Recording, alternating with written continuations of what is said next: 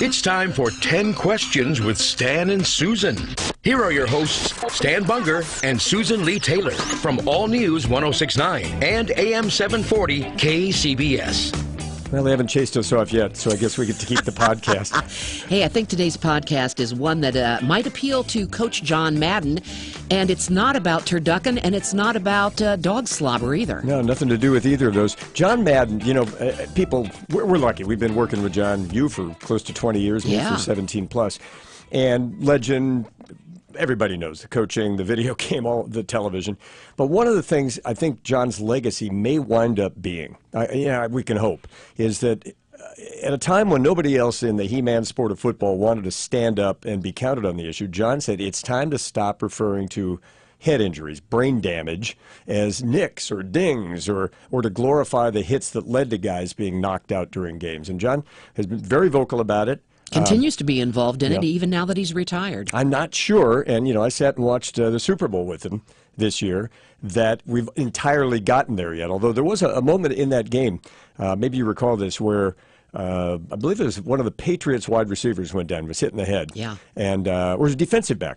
I think it was Patrick Chung. Anyway, there were a couple of head hits in that game. At any rate, an opposing player stood up and waved and kind of made like a sleeping gesture. And at first I thought, he's mocking him because he's knocked out. And John said, no. I think what he's doing is trying to embody what they're preaching to each other now, which is watch out for your teammates and your opponents on this head injury issue. If you think somebody is out, the sidelines need to know it so they can get them over there and run the protocol. Now, we've understood that's not perfect either. But you're right. There's still a lot to be learned about concussions, so let's talk concussions. These days, the term concussion protocol is as much a part of the sports world as the phrases first down or home run. But while there may be a doctor on the sideline of every NFL game, millions of American kids show up every day for sports games or practices, and coaches and parents still struggle with the challenges surrounding head injuries. Our guest is Dr. Sally Fryer-Dietz, who is a veteran pediatric physical therapist based in Dallas, where she's the founder of Integrative Concussion Therapy. She's now working on a training course that will better educate parents, coaches, and trainers on how to spot a concussion. Dr. Dietz, when I was a kid, probably the roughest thing I had to contend with was jump rope. Today, kids are playing all kinds of sports, and children of both genders. Do we have any idea how many kids are affected by concussions? We do. I don't have that number on the tip of my head, but it's in the millions. One of the biggest problems, though, is all the concussions that occur that are not reported.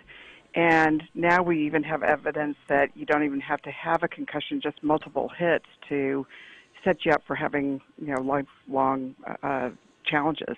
We were fascinated in looking at what you were doing because we think of physical therapy as physical. Somebody breaks an arm or tears their ACL or whatever and winds up spending some time getting better from an orthopedic standpoint. So tell us a little about how you got into doing what you're doing and where it's leading. Well, I think it's very interesting.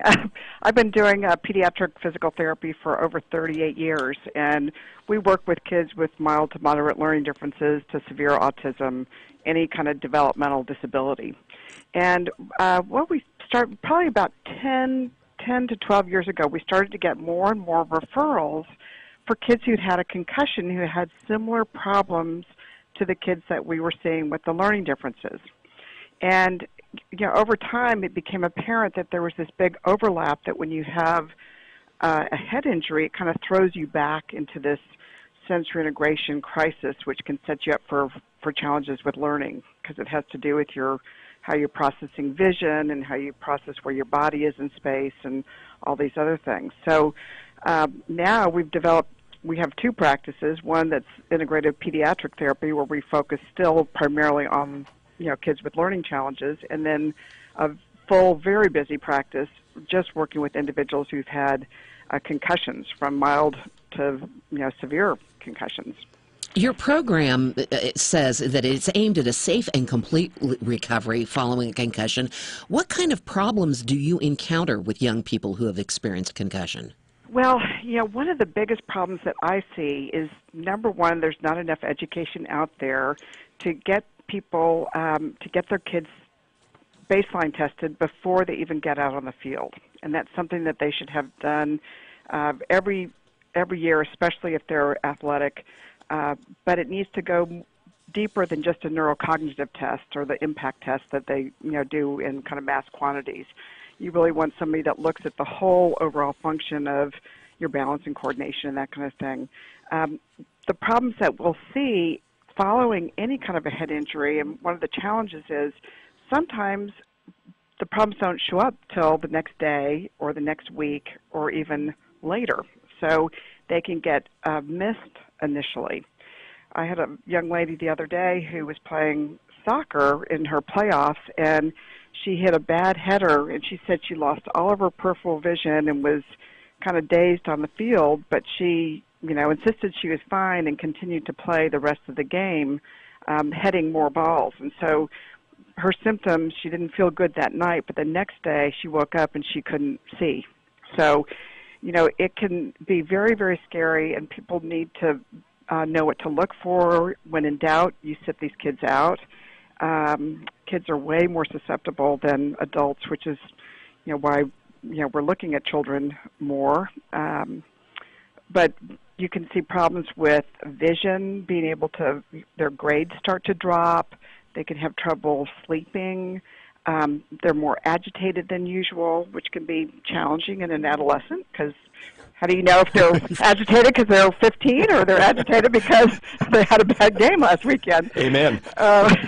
So, there's all these little soft signs, and having a concussion expert or somebody who really deals with this kind of injury in your court who can really look at kids carefully is a real asset to that recovery. When you recover, you need to challenge the nervous system at that just right level, so it's not too much, but you don't want to do nothing either. So that can be hard for anybody, but having somebody who kind of knows what to look for can be a real help. Let me follow that thread up with you for a moment, because my own daughter concussed a few times as a high school athlete, and often the advice was, stay in a dark room and don't do anything. Right. If the headaches go away, then you can start doing it. It was really pretty crude advice. I'm sure it was the best advice available at that time. But you're suggesting that there's if you do nothing, it's kind of like physical therapy for that knee injury, right? If you do nothing, things get worse. You've got to do the right something, though. So let's explore that for a moment. How does that work? Yeah. So it's kind of a little bit like, when you get the flu, you don't feel very good, so you rest. But you get up and you go downstairs and you get some water, or you try and move around a little bit, and if you don't feel good, you go back and you rest some more. Well, the brain's the same way. The first day or two, you really do need to rest. What we're looking for, though, in how you gauge that is, does any kind of activity elicit any symptoms? So if you can sit at the dinner table with your family and not feel really horrible afterwards, you're probably okay doing that. We look for kind of this 5-minute rule. If you're asymptomatic and you do something and you elicit symptoms, they should go away within 5 minutes. If you have symptoms all the time, then you need to just lay low, stay away from the blue screens on computers and TVs and that kind of thing, because that's very agitating to the brain. Kind of keep things quiet. Do things that don't elicit your symptoms. So it's really knowing your body and listening to your body. And again, that can be challenging if you don't know what to look for, or you don't know what that means. One of the things that I was blown away by was studies have shown that girls are more likely to get concussions playing sports than boys. What's that about? Well, interestingly, we do pick on football quite a bit because it's kind of the obvious, headers that you see all the time. But girls' soccer is right up there, and a lot of it has to do with their anatomy. They have smaller necks, especially as they're growing and developing. But all kids, if you look at the proportion of their heads to their bodies, the younger, the larger the head. So you've got a lot of weight on top of this neck. And then depending on what the activity is, whether it's football, Pop Warner, or something like that, you're putting kids at risk just based on their musculature and the anatomy of their brain inside the skull.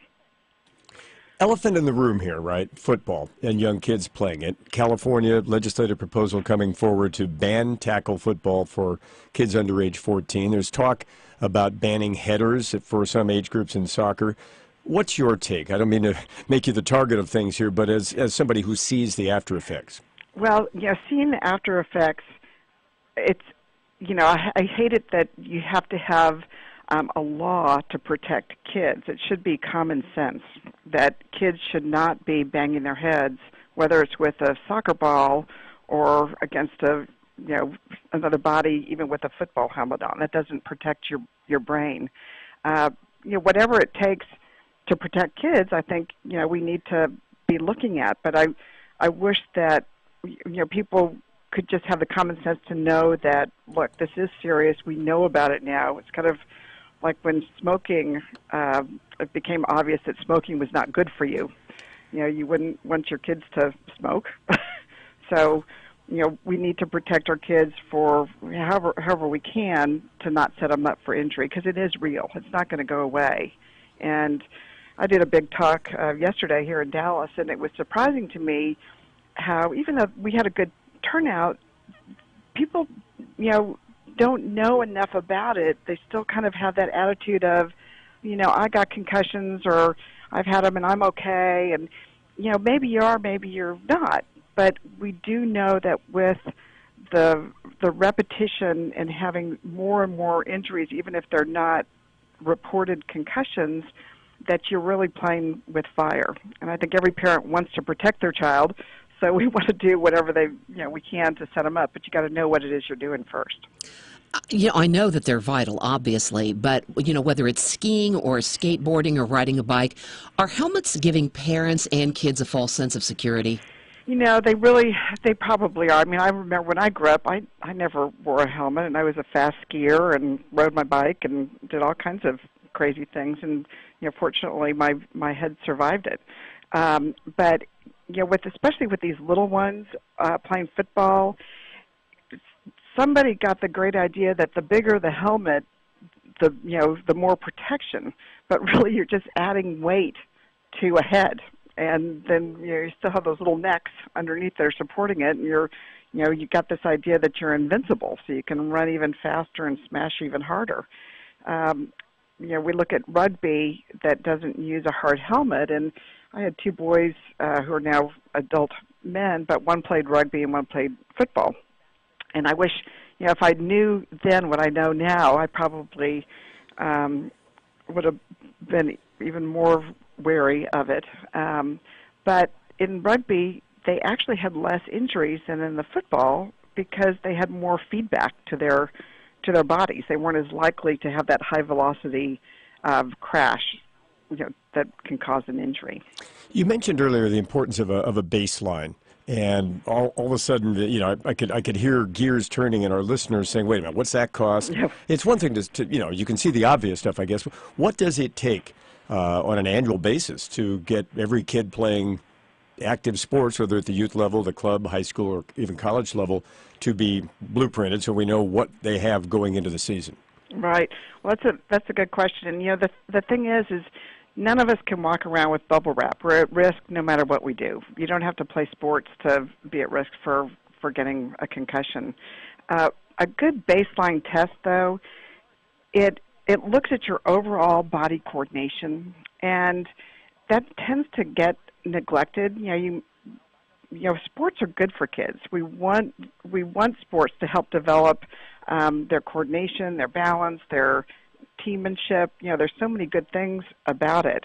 But if you have a child who has, for example, a peripheral vision deficit, because they spend so much time on their cell phone, they're not aware of everything around them. It's almost like they have a little tunnel vision. Putting them out on the field can be very, very risky. So if you could have, say in your sports programs at school, if there was a good screening process where you could look and really see how kids are visually seeing. It's not an acuity issue; it's a perceptual where your perceptual field is. We do it in our clinic where we have the neurocognitive testing using the impact test that's widely used because it's easy to give to people and it gives you a good baseline, but it kind of stops there in the schools. I get this test, and then it just sits in a file until you get injured. We take it a step further. We look at the balance mechanisms. How is somebody balancing? Do they, shift their weight forwards or backwards? And that also tells us, are they more susceptible to getting a knee injury or an ankle injury? We look at the vision. We have a big visual board called a Dynavision, and we look and see how, kids, where they're seeing things in the big picture. Do they lose their sight down in their left lower quadrant? And if you see those things, you can actually train those. You can enhance those so that that doesn't become a problem. A lot of our athletes, after they have a concussion and they go through the rehab, end up better athletes going back than they were when they were playing, just because we can really, look at those things specifically. Dr. Dietz, I don't know if this one's outside your wheelhouse or not, but we'll give it a shot. Insurance. A lot of times the insurance trails what's happening in medicine. What's your experience been dealing with insurance companies and their ability or their willingness to pay for the baseline tests, for the therapy after the incident? Well, unfortunately, insurance companies really do not like to pay for anything that's preventative. They also don't like to pay for things when they happen. You have a high deductible, and it's hard to get the treatment that you actually need many times. We actually do not file insurance directly. We're a private pay clinic, and people come to us because they know what they want, and they want to get what their child needs, not what the insurance company will pay for. And that's really not it's not fair to a lot of kids. Really, every person needs to have access to, some kind of medical preventative mechanism, and the best way to do that is probably going to be through the schools. But it's going to be that learning curve of, how many of these injuries, now that we know what's happening, how many do we want to pay for? Insurance is going to have to catch up sooner or later, because they're there to pay for injury, not for prevention. Okay, well, down to our 10th question, and it may not be the best of the bunch, but it's the 10th, so here we go. I'm just, you mentioned the when in doubt, sit it out philosophy, that youth coaches are being told this, parents are being told this, but you have young athletes. You're a high school senior in your last 2 games of your football career, maybe. Right. You're not going on to college. You're basketball. You can, water polo players, name a sport. And there's a profound desire on the part of a 16, 17, 18-year-old or a collegian just to get back on the field or in the pool or on the track for that last go-round. Absolutely. And we deal with it every single day. And it gets back to the reality of, everybody's different and what their symptoms are and what their healing process is. But it takes a minimum of 3 to 4 weeks for your brain to heal from even a mild concussion.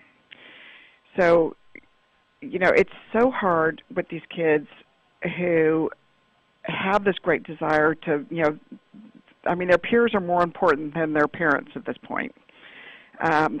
But in the big picture, we have to really think about what is it that we want for our kids, especially, when we're still have some little tiny bit of control over them. And I've seen kids who didn't sit out, didn't make that call, and now they're not going to college as a result.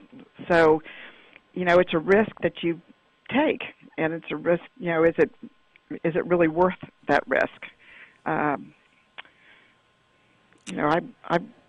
It's a hard decision to make, but if you knew that that's what you were gambling with, more people, I think, probably would not take the risk.